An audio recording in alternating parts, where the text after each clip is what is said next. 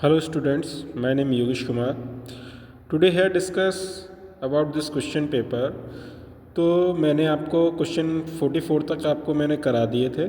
आज जो हम स्टार्ट कर रहे हैं वो 45 से कर रहे हैं। और पहला क्वेश्चन आपका है find the frequency, find the mean from the following discrete series. ये आपको एक्स और एफ की दो सीरीज़ दे रखी हैं। तो ये पूछ रहा है कि फाइंड द मीन का फॉर्मूला मैंने आपको बताया था, sigma F x upon sigma F होता है। तो इसमें हम क्या निकालते हैं, पहले सिग्मा एफ एक्स निकालेंगे, इनको दोनों का मल्टीप्लाई करेंगे। 7 4 जा कितने होते हैं 28, 60, 18 6 जा कितने होते हैं 128, ये कितने होते हैं 22 3 जा 66 और 50। और एफ वालों का ऐड करेंगे, इनको ऐड करेंगे तो इनका जो टोटल आएगा वो 22 आएगा। 11 19 और 5, ठीक है, 9 8 17 और 17 5 22। तो ये सिग्मा एफ एक्स को टोटल करेंगे, इनको ऐड करेंगे तो इनकी वैल्यू आ जाएगी 332, ठीक है। इन्हें ऐड करने के बाद आपको फॉर्मूला लगाना पड़ेगा sigma F x upon sigma F. तो ऊपर लिखेंगे आप, ऊपर आप लिखेंगे 332 अपॉन 22। इसको जब डिवाइड करेंगे 2 1 जा 2, 2 6 जा 12,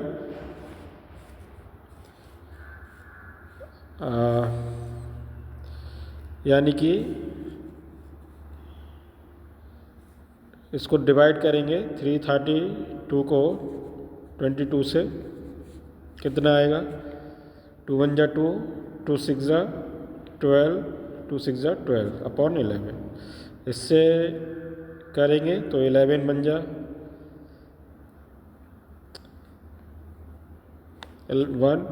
11 बन जा तो 5 बचेंगे, या 60 आएगा। 11 5 जा 55.09 कुछ करके आएगा, तो इसका आंसर आ जाएगा आपका बी, ठीक है।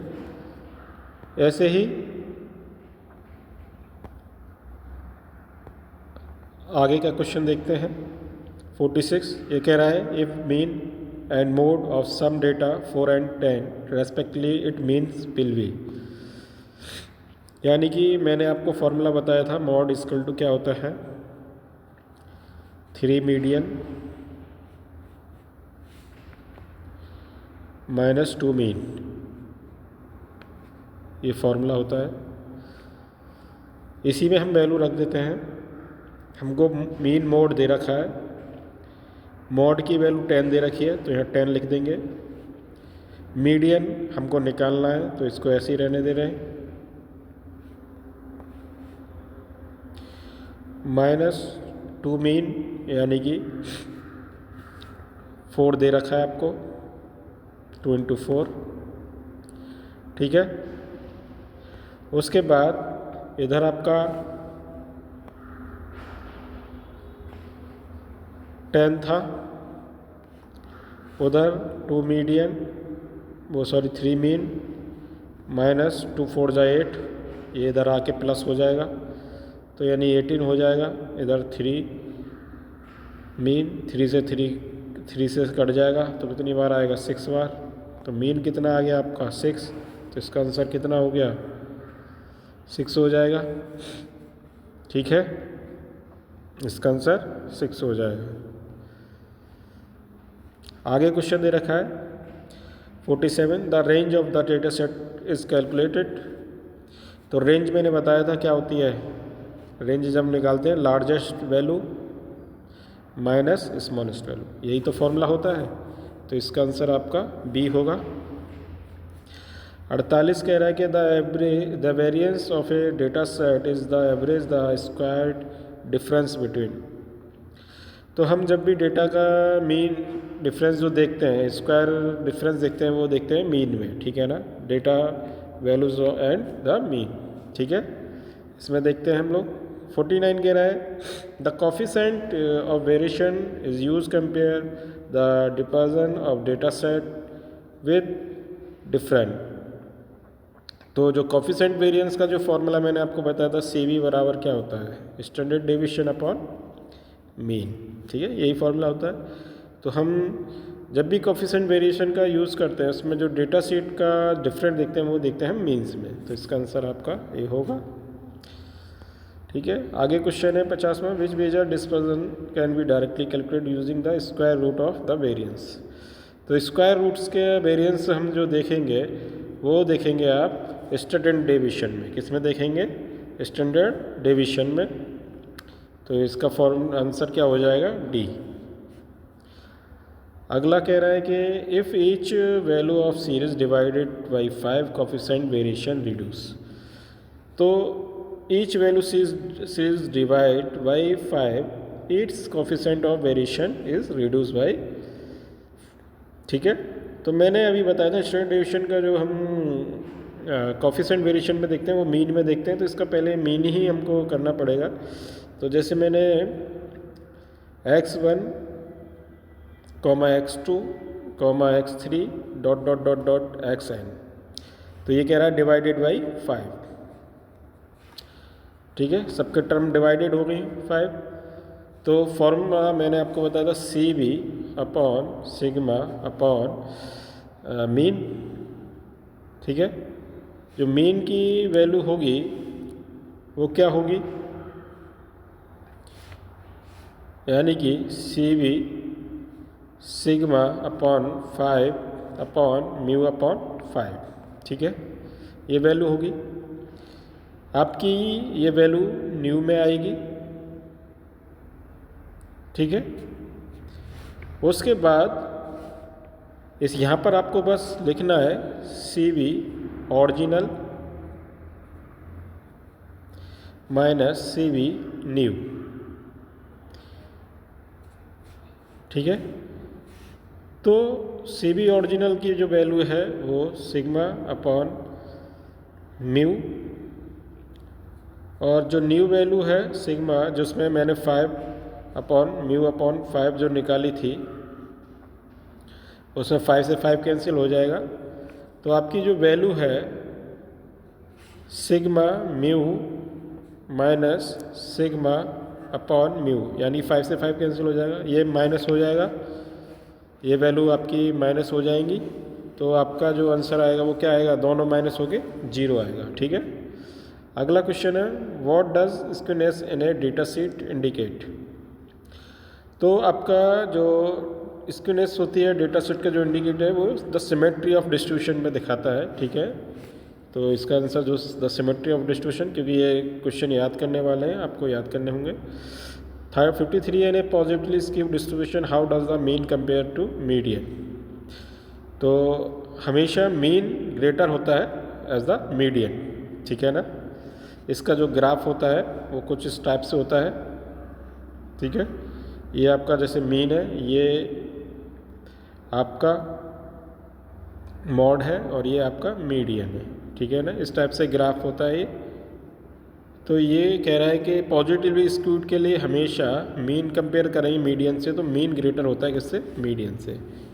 ठीक है, तो इसका आंसर ए होगा आपका। 54 is a negatively skewed distribution the correct relation. तो जो करेक्ट रिलेशन है इसमें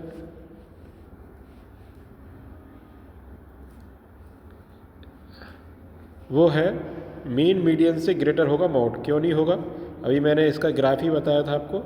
ये आपका मीन हो गया, ये मीडियन हो गया, मॉड ये हो गया। ठीक है ना, तो मीन और मीडियन से ग्रेटर होगा क्या, मॉड वैल्यू। ठीक है ना, ये ग्रेटर होगी, तो इसका आंसर बी होगा। What is the Karl-Pearson coefficient of skewness perfectly symmetrical distribution. तो इसका आंसर आपका Karl-Pearson coefficient skewness perfectly symmetrically distribution, इसका आंसर आपका होगा ए। ठीक है, क्यों होगा कि जब कार्ल-पियर्सन का स्क्यूनेस परफेक्टली सिमेट्रिकल होगा तो उसकी वैल्यू 0 होगी, ये याद करके रखना पड़ेगा आपको। Karl-person coefficient skewness calculate using formula. कौन सा फार्मूला हम यूज़ करेंगे? तो मैंने आपको बताया mean minus median upon standard deviation. ठीक है, ये वाला फार्मूला आएगा, इसका सी आंसर होगा। अगला है बाउली coefficient of skewness calculate using formula. तो इसमें बेटा थोड़ी सी मिस्टेक हो गई है, Q1 minus Q3 upon median. ठीक है, ये होगा इसका आंसर, सी होगा। ठीक है, इसमें थोड़ा सा सिंबल्स नहीं है। 58 है correlation measure degree the relationship between two variables which value represent perfect positive linear correlation. तो परफेक्ट पॉजिटिव कॉरिलेशन मैंने बताया आपको -1 to 1 होता है। तो इसका आंसर जो परफेक्टली पॉजिटिव लीनियर कॉरिलेशन होगा वो 1 होगा। ठीक है, नेगेटिव बोलता है तो -1 होता। जैसे ये वाला है the correlation coefficient is a numerical value between, तो किसकी रेंज में करता है? ये -1 to, ये उसी की तरह है बेटा जो ऊपर वाला जो क्वेश्चन था। अगर पॉजिटिवली कह रहा है तो +1 और नेगेटिवली कह रहा है तो -1। ठीक है, अगला कह रहा है spam correlation this value suggest about the coefficient 0.6 what does relationship between variable. तो ये कह रहा है no correlation, strong and negative correlation, and a strong positive weak negative correlation. यहाँ पर माइनस का सिंबल होगा, -0.6। ठीक है, ये क्वेश्चन में यहाँ थोड़ा सा प्रिंटिंग मिस्टेक हो गई है, -0.6 होगा तो ये स्ट्रॉन्ग नेगेटिव कॉरिलेशन होगा। ठीक है ना, ये यहाँ पर माइनस होगा बेटा 0.6। ठीक है ना, मैं आपको बता दूँ। 61 कह रहा है the value the variate the divide set to data into 4 equals part arranging observation ascending order magnitude as called. तो ये कह रहा है कि इक्वल 4 पार्ट्स में उसको अरेंज किया गया है, तो Q/4 यानी कि ये क्वार्टाइल हो जाएगा। हाफ क्वार्टाइल क्या होता है? Q/2, और पूरा क्वार्टाइल क्या होगा? Q/4। तो इसका आंसर क्वार्टाइल आएगा। ठीक है ना, ए। अगला है is a constant value added every observation data arithmetic mean obtained by. तो इसका आंसर एडिंग द कांस्टेंट ही होगा। ठीक है ना, जब भी हम अर्थमेटिक मीन की बात कर रहे हैं तो आपको पता ही है फॉर्मूला, उसके ऑब्जर्वेशन में हम भी कोई भी डेटा को फिट करते हैं तो वो एडिटिंग कांस्टेंट में आएगा। ठीक है ना, तो बी हो जाएगा, ना कि सब्ट्रैक्टिंग कांस्टेंट करेंगे, हम एडिटिंग ही करते हैं। आपने देखा है जब भी हम कोई भी एल्गोरिथम वो मीन का डेटा लिस्ट करते हैं तो वो एडिटिंग कांस्टेंट को ही ऐड करते हैं, जैसे x1 + x2 x + 3। ठीक है ना। What is the main role algorithm statistical function principal aid 63 बेटा क्वेश्चन। तो इसमें हम कह रहे हैं कि हम रो डेटा को एनालाइज करते हैं, स्टैटिस्टिकल मॉडल या predict the result the all of the above. तो हम कोई भी स्टैटिस्टिकल डेटा को एल्गोरिथम प्रिंसिपल का जो यूजेस होते हैं वो सारे, पहले हम डेटा को जो रो डेटा होता है उसको एनालाइज करते हैं, फिर उसको स्टैटिस्टिकली मॉडल दिया जाता है, यानी कि उसका ग्राफिकली हम प्रेजेंट करते हैं। फिर तीसरा है प्रिडिक्ट द रिजल्ट, फिर उसका हम देखते हैं प्रिडिक्शन कितना अच्छा है, रिजल्ट कितना अच्छा है। तो इसके सारे ऑप्शन होंगे, ऑल ऑफ द एबव होगा ये। ठीक है, डी। 64 कह रहा है आपका if the mean of a + 2 a + 4 a + 8 a + 11 is 10 = 2। ठीक है ना, तो इसमें क्या है, इन सबको ऐड करना है आपको। तो कितने हैं? a + 2 a + 4 + a + 8 + a + 11, यही तो है। तो a + 11 तक कितनी वैल्यू है ये देखो, = 10 दे रखा है। 1 2 3 4 5 वैल्यू है, इनको ऐड करके इसका मल्टीप्लाई इधर कर देना, एक ही वैल्यू निकाल देना बेटा, इनको सबको जोड़ के एक ही वैल्यू निकल आएगी। ठीक है ना, तो इसका आंसर सी हो जाएगा। ठीक है ना, देख लेना, इसको ऐड करके डिवाइड कर देना। ठीक है, जो ए के मल्टीपल में आए वैल्यू। 65 है फॉर्मूला वेटर quartile division divide sum third first quartile use calculate. तो मैं इसको बता दूँ आपको, formula written quartile division divide sum third first quartile is use to calculate.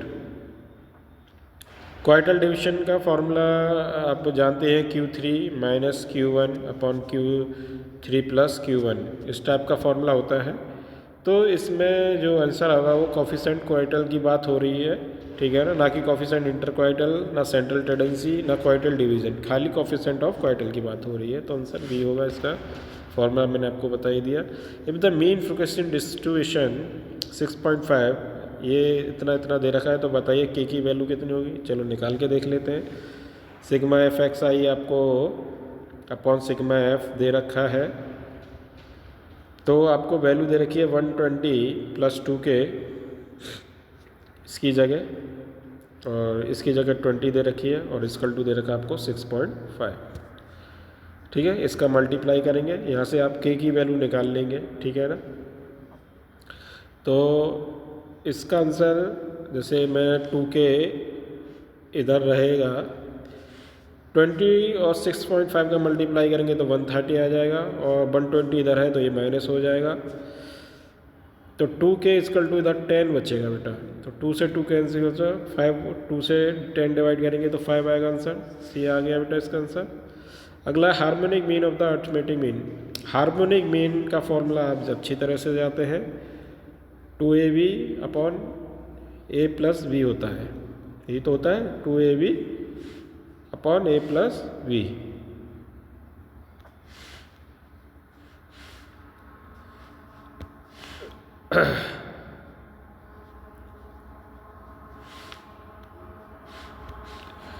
(2ab upon a + b) ये होता है हार्मोनिक मीन का। अर्थमेटिक मीन का क्या होता है? a + b by upon 2। तो ये इसी का रेसिप्रोकल है। रेसिप्रोकल मतलब इसका अपोजिट है, a + b नीचे है या ऊपर है वहाँ, ठीक है, 2 ऊपर है या नीचे है, तो ये रेसिप्रोकल आंसर होगा इसका 67। 68 है which diagram use finding the value mode graphically. तो मोड ग्राफिकली हम किस में देखते हैं? हिस्टोग्राम में। मैंने आपको ये एक क्वेश्चन पहले डिस्कस करा दिया है, तो आप जानते ही हैं हिस्टोग्राम क्या होता है। ठीक है, हिस्टोग्राम आपने देखा ही है, ऐसे ऐसे उसके फील्ड लाइन चलती हैं। ठीक है, कुछ इस टाइप से होता है, तो इसमें हम देख सकते हैं उसकी ग्राफिकली वैल्यू कहाँ एग्जिट कर रही है, तो इसका आंसर बी होगा। अगला कह रहा है what is the average. Average 3, 7, 10, 16। तो एवरेज निकालने के लिए एवरेज का फॉर्मूला मैंने आपको बताया है, इनका सबका ऐड कर लो। ठीक है, कितनी वैल्यू है आपकी? 4 वैल्यू हैं, इनका जब एडिट करेंगे तो कितना आएगा? 36 आएगा, और 36 को 4 से डिवाइड करेंगे तो कितना आएगा बेटा? 9 आएगा। तो 9% इसकी एवरेज वैल्यू आ जाएगी, तो इसका आंसर बी होगा। 70 कह रहा है if in a distribution left tail is longer the right tail then the distribution will be. तो distribution left tail longer than right tail then the distribution will be. तो हमें इसका क्या है कि जो डिस्ट्रीब्यूशन होगा लेफ़्ट और राइट, ठीक है, तो उसमें जो वैल्यू आएगी वो स्किप्ड पॉजिटिव वैल्यू आएगी आपकी। ठीक है, तो इसका पॉजिटिव स्किप्ड वाली आंसर हो जाएगा। अगला क्वेश्चन कह रहा है स्टैटिक्स आर एग्रीगेट। तो किस पे एग्रीगेट करता है? मेथड पे, कैलकुलेशन पे, फैक्ट पे, या डेटा पे? तो मैं आपको बता दूं स्टैटिक्स का जितना भी डेटा एग्रीगेट करता है वो एक जिस पे मेथड पे एग्रीगेट करता है वो क्या है? डेटा आपका। ठीक है ना कि वो ये तीनों तो होंगे, इसमें क्या डेटा है, मतलब कि उस तरीके से हम उसको रिप्रेजेंट करेंगे डेटा के अकॉर्डिंग। 72 है the if the value 2 variable move the same direction. तो वो कह रहा है if the value 2 variables move in same direction. Same direction में जब भी होंगे जब वो पॉजिटिव होंगे। ठीक है ना, तो इसका आंसर डी होगा। तो आपका जो कोरिलेशन रिलेशन होना चाहिए वो पॉजिटिव ही होना चाहिए। ठीक है, अगला क्वेश्चन है find the mode call received on 7 consecutive number. तो इसमें 7 कॉन्सिक्यूटिव नंबर दे रखे हैं। तो मोड की मैंने बोली थी कि आपको जितनी भी रिपीटेड वैल्यू आपको दिखे वही उसका आंसर होगा। तो इसमें सबसे ज़्यादा रिपीटेड वैल्यू देखिए 11, 13, 13, 17, 19, 23, 25, तो 33 है, तो इसका आंसर आपका 33 होगा। ठीक है, अगला क्वेश्चन है in order save time containing large number is calculated mean data set observation use. तो डायरेक्ट मेथड, एज्यूम्ड मीन, या बोथ है भी? हाँ, दोनों मेथड से ही हम करते हैं, डायरेक्ट और एज्यूम्ड मीन हमने देखा ही है। ठीक है ना, डायरेक्ट मेथड तो आपको ये पता ही है, और एक आपका एज्यूम्ड मीन होता है, यानी कि a+ में ऐड कर देते हैं, ये वाला फॉर्मूला हो जाता है। ठीक है, तो इसमें आपका सी ऑप्शन होगा, बोथ है ए और बी। जब भी हम मीन निकालते हैं ऑब्जर्वेशन डेटा को, तो वो हम दोनों के से ही इसको करते हैं, ठीक है, बहुत ईजी। अगला है आपका question, the two graphical techniques the can use represent nominal data. तो इसमें दे रखा है आपको bar chart, histogram, pie chart, ogive, bar chart, pie chart, ठीक है ना, और डी दे रखा है हिस्टोग्राम एंड ऑगिव।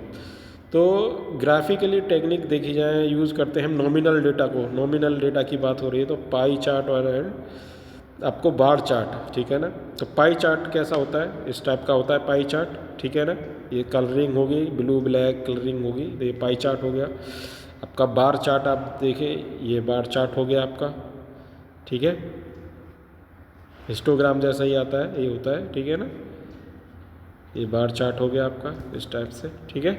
तो इसका आंसर आपका सी होगा, ठीक है। तो thank you keeping watching this video, ठीक है। आप लोग अपनी प्रिपरेशन कर सकते हैं और कोई क्वेश्चन में प्रॉब्लम है तो आप बाद में पूछ सकते हैं। तो थैंक यू।